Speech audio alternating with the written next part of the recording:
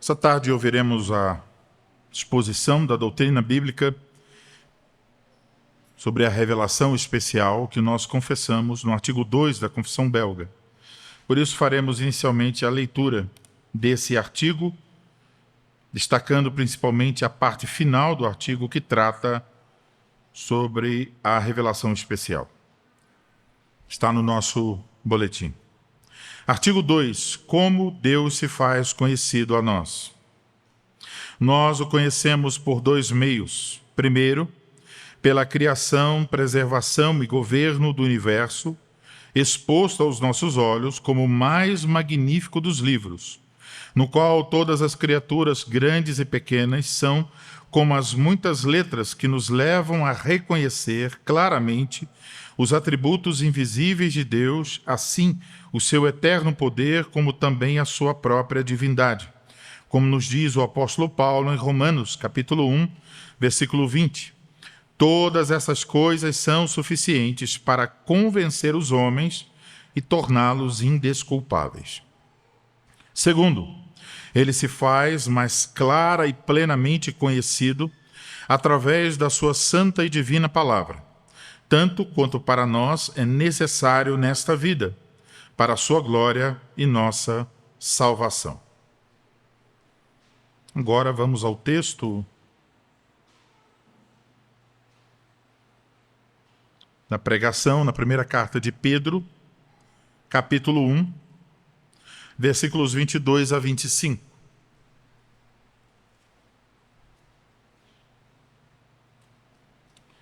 1 Pedro, capítulo 1, versículos 22 a 25.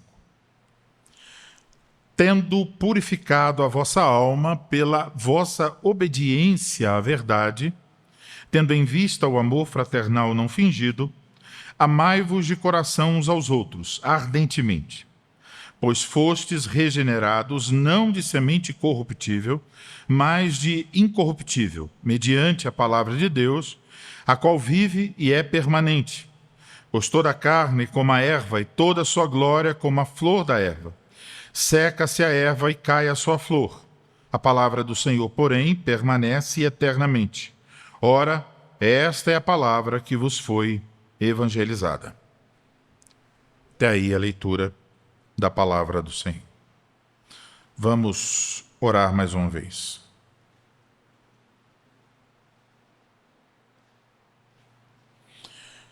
Ó Senhor Deus, rogamos mais uma vez a misericórdia do Senhor para esse momento em que ouviremos a exposição da Tua palavra. Dá que tenhamos a capacidade mental de nos concentrarmos para ouvir com atenção a Tua palavra. Dá que tenhamos a disposição correta do coração para nos submetermos a ela e aceitá-la como verdade, para crer e obedecer. Dai-nos, Senhor, condições para isso, para glorificarmos o Teu nome por meio da nossa fé e obediência. Ajuda o pregador para que nos explique o texto e aplique de forma que o Teu nome seja glorificado e a Tua igreja edificada. Em nome de Cristo oramos. Amém. Amados irmãos em nosso Senhor Jesus Cristo, ouvimos no último domingo sobre aquilo que nós confessamos a respeito da revelação de Deus. E aprendemos essencialmente que Deus se revela através de dois livros. O primeiro livro, sobre o qual ouvimos no último domingo, é o livro da criação, em que cada criatura é como uma letra que aponta para a glória de Deus. A nossa confissão diz que esse livro é magnífico. E ouvimos também, com base no Salmo 19, versículos de 1 a 6, que é um livro acessível a todos os seres humanos. Todos os seres humanos podem aprender, em qualquer lugar que estejam, sobre os atributos do poder, da sabedoria e da bondade de Deus. A consequência lógica disso é que todos os seres humanos são indesculpáveis diante de Deus. Ele está falando através da criação. No entanto, Embora a criação seja um livro magnífico, temos um problema. A queda tornou os homens incapazes de lê-lo corretamente sem a ajuda de um óculos. Então, a imagem é que a criação está falando sobre Deus, mas por causa da queda, o homem tem a sua visão embaçada. Ele não consegue perceber e entender que ali está a revelação de Deus. Isso foi uma ilustração usada pelos reformadores largamente, dizer que a Escritura é como um óculos que nos permite entender o restante da revelação. Então, a revelação natural aponta para o poder de Deus, mas, como vimos, essa revelação não é suficiente para salvar o homem. Ela apenas deixa a humanidade no estado de estar buscando, tateando, como alguém que vê parcialmente. Então, por causa do pecado e da corrupção do coração humano, se faz necessário um outro livro, a revelação especial. Assim, confessamos que o caminho da salvação nos é revelado por esse livro. E, como diz a nossa confissão, pela santa e divina palavra. O texto de 1 Pedro, capítulo 1, também conecta a santa e divina palavra com a nossa salvação. E por isso, então, eu vos anuncio a palavra de Deus nessa tarde sob o seguinte tema: o poder da palavra de Deus para a nossa salvação. O poder da palavra de Deus para a nossa salvação. Nós vamos ver 2 pontos. Primeiro deles, o poder purificador da palavra de Deus. Observe mais uma vez, versículo 22. Tendo purificado a vossa alma, pela vossa obediência à verdade, tendo em vista o amor fraternal não fingido, amai-vos de coração uns aos outros ardentemente. Observe que o texto não começa com a obra inicial da salvação, que seria a regeneração. Quando Deus, por meio da sua palavra e pelo seu Espírito Santo, traz o pecador da morte espiritual para a vida. Dizendo de outra forma, o texto não começa com a semente, da qual surge a árvore. Mas como começa o nosso texto? Começa com o fruto que indica a vitalidade da árvore, o fruto que indica qual é a origem da semente. É isso que nós temos no versículo 22. Então, em vez de começarmos com a semente e o fruto, o nosso texto começa com o fruto e depois mostrará a semente. Quando observamos, então, sobre esse fruto, temos aqui em nosso texto a expressão, tendo purificado a vossa alma. Então, sabemos qual é o assunto. Não é sobre regeneração, é sobre purificação. E a outra palavra para isso seria santificação. O assunto do apóstolo aqui é sobre a santificação do crente. Então, estamos falando da forma como nós vivemos uma vez que recebemos a nova vida em Cristo Jesus. Observem que o apóstolo não apresenta a santificação aqui como um exercício místico subjetivo. Não se trata de cumprir certos rituais, ou repetir certas orações, ou ir a certos lugares. Quando ele está falando desta santificação, o enfoque do apóstolo é na operação de transformação que se dá pelo Espírito Santo através da palavra. Pedro nos diz: nós nos tornamos mais santos através da obediência à verdade. E esse é um dos pontos que nós podemos olhar para a confissão e dizer: a confissão está dizendo a verdade. A confissão diz: olha, quando Deus se revela, pela revelação especial, a santa palavra divina, ele o faz de maneira clara. Então, aqui estamos diante de nós. Qualquer criança pode aprender isso. Como é que alguém se torna mais santo? Qual é a resposta do Espírito Santo? Por meio da obediência à verdade. Entendam bem, não é por meio de simplesmente ouvir a verdade, ler a verdade, assistir a verdade, escrever a verdade. É por meio de obedecer à verdade. Fica claro pelo contexto que, por verdade, Pedro está se referindo à palavra de Deus. A palavra de Deus é a verdade. Em 2 Timóteo, capítulo 2, versículo 15, ela é chamada claramente de a palavra da verdade. E o próprio Senhor Jesus Cristo, em sua oração sacerdotal, em João capítulo 17, versículo 17, nos diz: santifica-os na verdade, a tua palavra é a verdade. Vejam, o que Pedro está pedindo aqui, ou está orientando os crentes, está em completa conexão com as palavras de Jesus. Jesus orou, Pai, santifica-os na verdade, a tua palavra é a verdade. E Pedro está dizendo, olha, se vocês querem se tornar mais santos, vocês devem ir e obedecer a palavra de Deus. Por ela, vocês serão purificados pela verdade. Então, esse é um ponto crucial para entendermos o nosso texto. A palavra de Deus não foi dada a nós, não foi revelada por Deus a nós, para meramente preencher o nosso intelecto.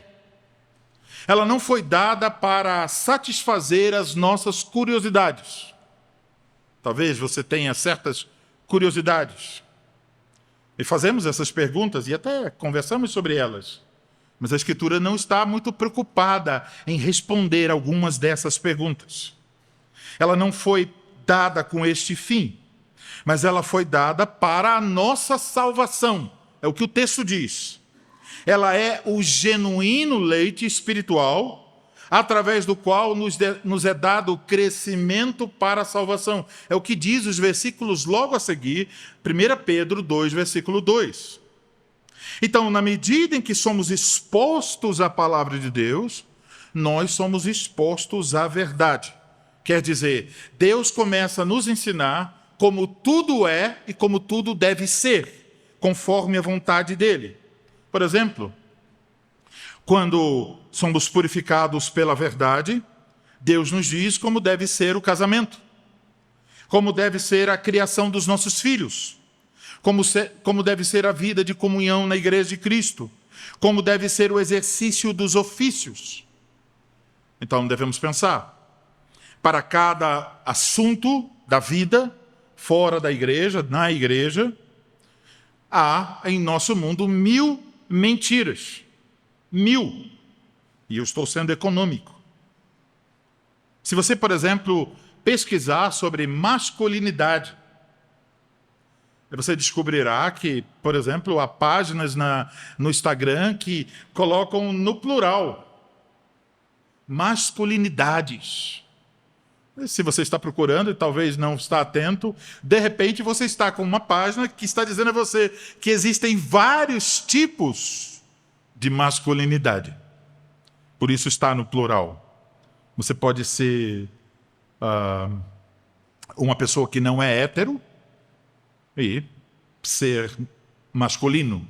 Então, mentiras, camadas de mentiras. Essas mentiras estão nas redes sociais, estão nas redes de TV, em todo lugar. Mas, infelizmente, também muitas dessas mentiras estão nos púlpitos das igrejas, onde pregadores mudos estão falando qualquer coisa menos a palavra de Deus. Agora, quando estamos diante da palavra de Deus, ela nos diz a verdade. Ela é um guia da verdade.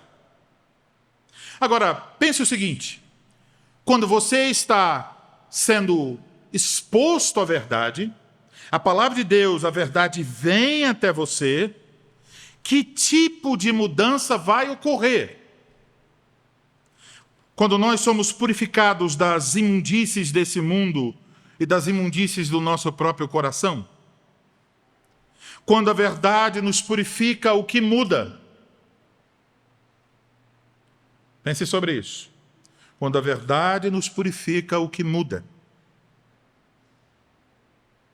E às vezes, pensando sobre isso, nós vamos pensar da seguinte forma: tem lá um homem, uma mulher, estudando muito a teologia, lê muitos livros, acessa muitos canais, e temos um problema em nossa cultura, é um problema do ruído. Vocês devem pensar sobre isso e examinar suas próprias vidas à luz disso. E falo com amor a vocês nessa tarde. Quando você está ouvindo música, como é que funciona?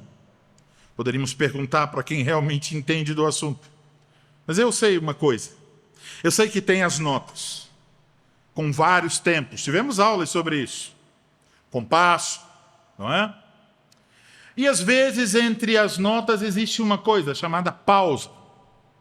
É um silêncio. A música não é composta apenas das notas. A beleza da música é que existe pausa. Pela pausa também a beleza está sendo revelada. E em nossa cultura parece que nós nunca queremos pausa. Pense assim: você é capaz de, nesse dia, ter ouvido uma pregação complexa de Ezequiel, capítulo 3, versículos 22 a 27. Aí você ouviu agora outra pregação, também sobre a palavra de Deus. E você ainda chegará em casa e assistirá 2, 3 sermões no seu YouTube. Você não quer pausa. Você está ouvindo, e se tornando adepto de uma espiritualidade individualista, que você se torna um consumidor do que é dito. Mas onde está, nesse caminho, a proporcionalidade da meditação e da oração? Não adianta ouvir muito e não ver a sua vida ser transformada pela palavra de Deus. Aqui, quando perguntamos o que muda, quando a verdade atinge sua vida, eu tenho certeza que se eu fosse até as redes sociais e procurasse a resposta seria: quando a verdade atingiu minha vida, eu me tornei um apologeta. Eu agora quero bater nos arminianos. Eu agora quero destruir os romanistas. Eu quero acabar com qualquer religião. Outros dirão: eu ganhei o dom do debate. Pode me chamar aí para qualquer debate, que eu estou pronto. Eu posso discutir, porque agora eu conheço a verdade. Talvez outros dirão: quando eu fui atingido pela verdade, eu me tornei um professor, um ensinador, um pregador. E há muitas pessoas que procuram pela verdade, e estão procurando sempre. E a única mudança que desejam é uma mudança do intelecto, uma mudança da compreensão. Mas, amados, olhem bem para esse texto. Aqui não temos primariamente esse tipo de mudança. Aqui não está dizendo: olha o efeito rápido e prático da verdade, que a pessoa se tornou um teólogo. O que temos aqui é uma transformação radical dos afetos. Observe que a purificação operada pela palavra derivam 3 características do amor cristão. Quais são? Primeiro, sinceridade. Então diz que quando a palavra nos purifica, o fruto primário é o amor. E esse amor aqui é apresentado como um amor sincero, um amor não fingido. É um amor despido das máscaras, um amor que vai além da mera aparência, real. Então, você pode identificar esse amor de diversas formas. Mas, por exemplo, a pessoa que nunca te diz a verdade sobre seus próprios pecados não está sendo sincero com você. E pode dizer: meu querido, eu te amo mais do que a abelha ama a flor. Para citar uma canção antiga. Não caia nisso aí, não. Quem te ama será sincero. Agora, qual é a segunda característica do amor? É um amor de coração, diz o texto, quer dizer, um amor profundo. Então, não é um amor da carne, mas é aqui, nesse contexto, um transbordamento da alma que foi levada à obediência à palavra de Deus. Então, de todo o coração. E terceira característica é intensidade. A ordem aqui é para amar ardentemente. Então, você pode ter a certeza. Olhe para seus irmãos que estão aqui e diga para si mesmo: meu amor ainda é frio e gelado. Preciso ser mais ardoroso em meu amor pelos meus irmãos. Então, como podemos, meus irmãos, saber que estamos lendo a Bíblia de maneira certa? Que estamos ouvindo sermões de maneira certa? Que realmente estamos sendo edificados no estudo da Bíblia e da teologia? Nós devemos procurar pelos frutos da salvação produzidos pela palavra em nossa vida. Que frutos são esses?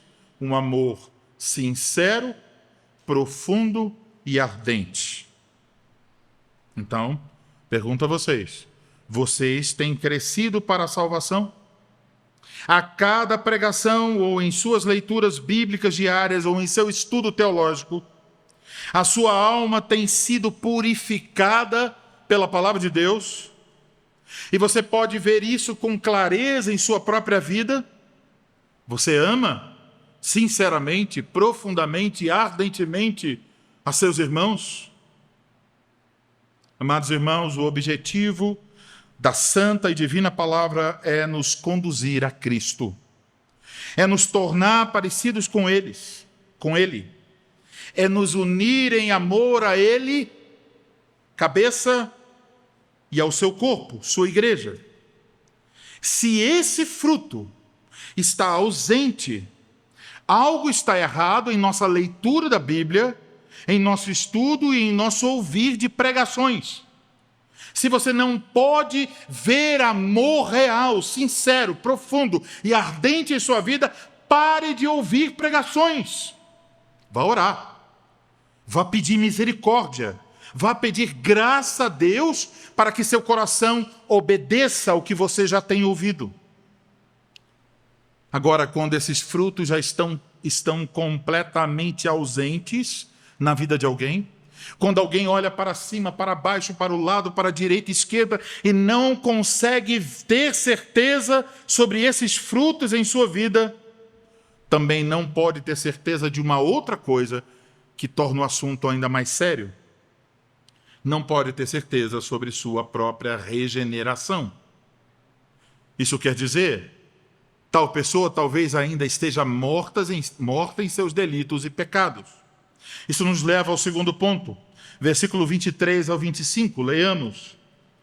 Pois fostes regenerados, não de semente corruptível, mas de incorruptível, mediante a palavra de Deus, a qual vive e é permanente. Pois toda a carne é como a erva, e toda a sua glória como a flor da erva. Seca-se a erva e cai a sua flor. A palavra do Senhor, porém, permanece eternamente. Ora, esta é a palavra que vos foi evangelizada. Então vamos olhar agora para o poder regenerador da palavra. Quando nós nos perguntamos por que a palavra de Deus vai produzir este amor sincero, profundo e intenso em nós, a resposta é a seguinte: pois fostes regenerados, não de semente corruptível, mas de incorruptível mediante a palavra de Deus. Então aprendemos que a palavra de Deus é a fonte não só da nossa purificação, frutos, mas ela é a fonte da nossa regeneração, a raiz. Pedro utiliza aqui a metáfora da semente para descrever a origem divina da nossa vida em Cristo. Pedro afirma que nós não fomos gerados de semente corruptível.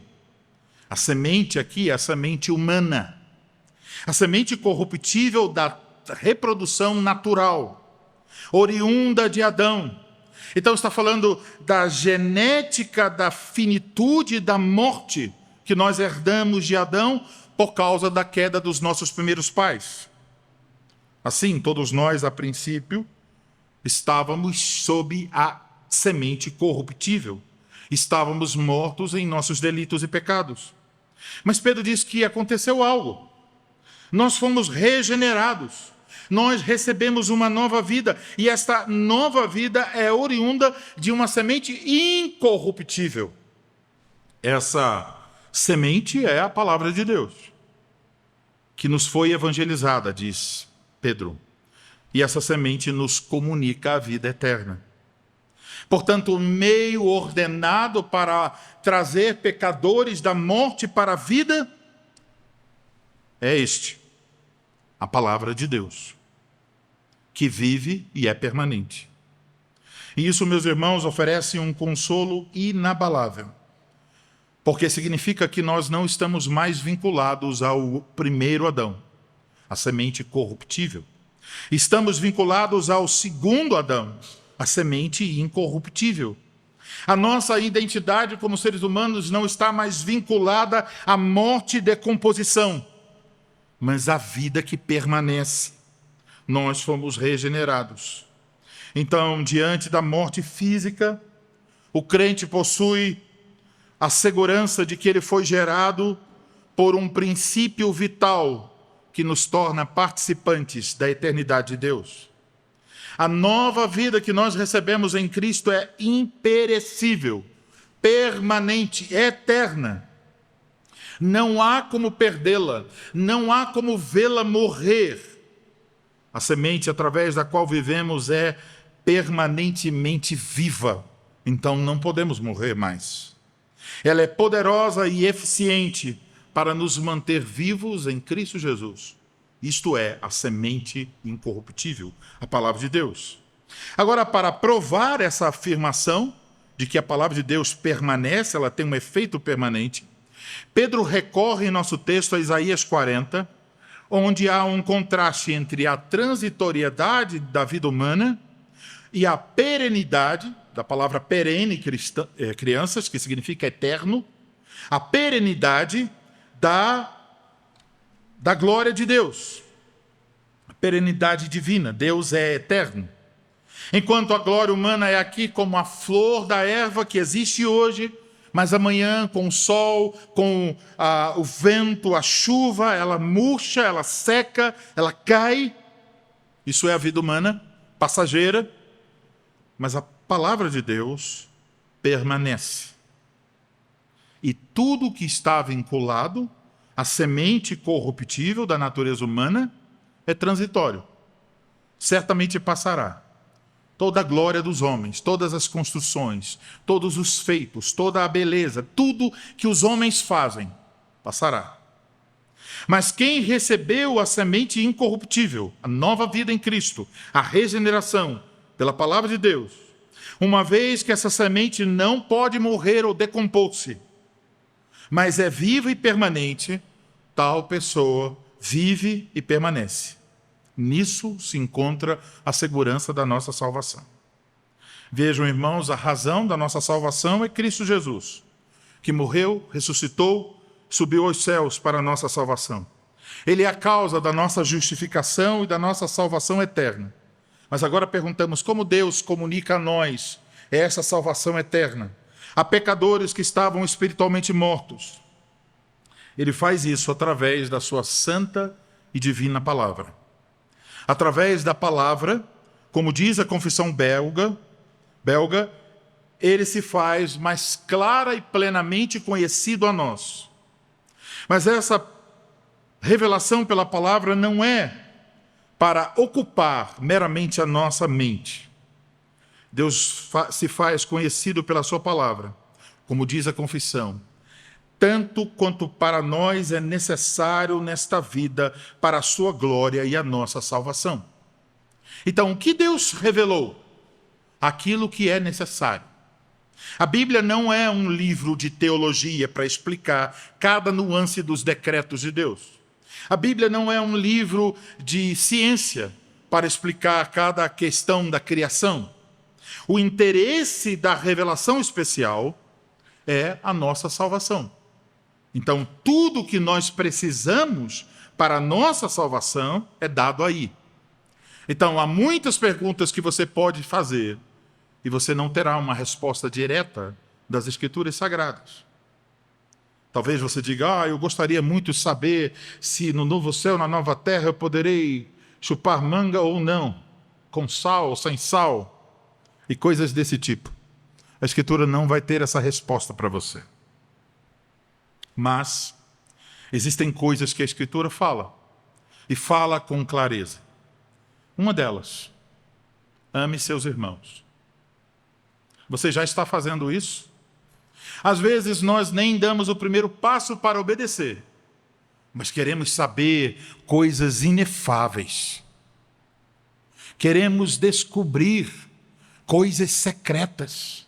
Queremos nos tornar especialistas em um monte de assuntos teológicos. E aí, você é infra ou você é supra? E aí, você é pós ou é amilenista? Queremos discutir. Mas aqui está, com toda clareza, o que Deus está requerendo de nós. Então, nosso coração orgulhoso diz o seguinte: ignore o que é claro e busque o que está difícil e complexo. Mas, amados irmãos, nesta tarde, diria, nas duas pregações de hoje, o Espírito Santo nos diz: ouça e obedeça. É muito claro o que Deus requer de você. Você não precisa subir aos céus e nem descer às partes inferiores da terra. Está junto ao seu coração a palavra da verdade. Então, tudo o que é necessário nesta vida, para a glória de Deus e para a nossa salvação, está aqui, na santa e divina palavra. Como ouvimos, é através da palavra que recebemos a semente da nova vida. Mas lembre-se, a mesma palavra que nos conduz uma vida frutífera de amor sincero, profundo e ardente uns pelos outros. Se você recebeu a nova vida da semente incorruptível, não foi para se trancar em uma espiritualidade reclusa e individualista. Se você quer viver como cristão isolado, parabéns. Você está se tornando um anticristão. Não existe. Deus não nos dá a sua palavra para nos tornarmos especialistas trancados em nossa casa. Ele nos dá para transformar o nosso coração. Ele nos dá para a vida de comunhão dos santos. E essa vida de comunhão dos santos tem um monte de problemas, um monte de pecados, os seus pecados, os pecados dos seus irmãos, as suas falhas, as falhas de seus irmãos. Você ficando frustrado com eles e eles ficando frustrados com você. Mas vocês percebem? É exatamente aí, nesse campo difícil de viver, que o Espírito Santo purifica a nossa alma pela obediência à verdade. Por exemplo, quando tem um irmão difícil e você diz, mais uma vez, perdoar essa pessoa, ai. Mas finalmente, quando você ora e o Espírito Santo age em seu coração e você diz, não tem outro caminho, eu estou seguindo a Cristo, eu tenho que perdoar mais uma vez. Você purifica sua alma pela obediência à verdade. Então, por um lado, a nossa vida de comunhão pode ter um monte de fraquezas, mas é aí mesmo que Deus está nos ensinando o caminho, o crescimento para a salvação. Então, devemos glorificar a Deus, especialmente nesse dia, quando as duas pregações se encontram. Devemos glorificar a Deus porque temos a sua palavra. Ela nos é dada ainda, com graça. Se temos ouvido a palavra, meus irmãos, isso é um sinal da graça de Deus. Talvez ao ouvir a primeira pregação, você disse, rapaz, como diriam Pessoas lá do Nordeste, hoje só foi lapada. Hoje doeu as minhas costas. Mas, amados, se vocês podem ouvir a pregação nesse dia 2 vezes, nem sequer passe pela cabeça de vocês que Deus não ama vocês. Deus ama. Ele ama tanto que Ele deu esta congregação em Campinas, que Ele fez com que surgisse sem nenhum planejamento, apenas a providência de Deus, as rodas da providência. Então, devemos glorificar, porque temos a sua palavra. Devemos glorificar a Deus, porque essa palavra foi o meio que Ele usou para a nossa regeneração, mas também é o meio que Ele continua usando para a nossa santificação. Domingo a domingo, e cada vez que você lê ou estuda a palavra em sua casa, o Espírito Santo está agindo em você, para que pela obediência à verdade, você se torne mais parecido com Cristo. Então, bendito seja o Senhor, que nos deu vida permanente e amor vivo e permanente por meio da sua palavra, para a nossa salvação e para a sua glória. Amém.